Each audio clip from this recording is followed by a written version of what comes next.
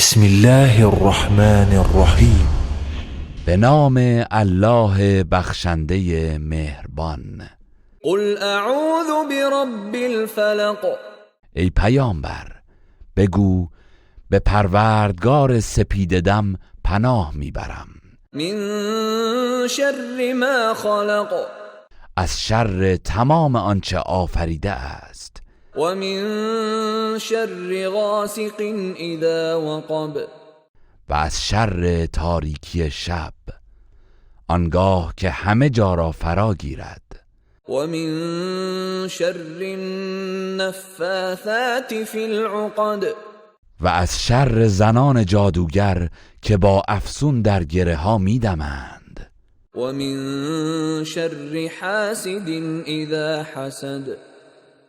و از شر حسود آنگاه که حسد ورزد.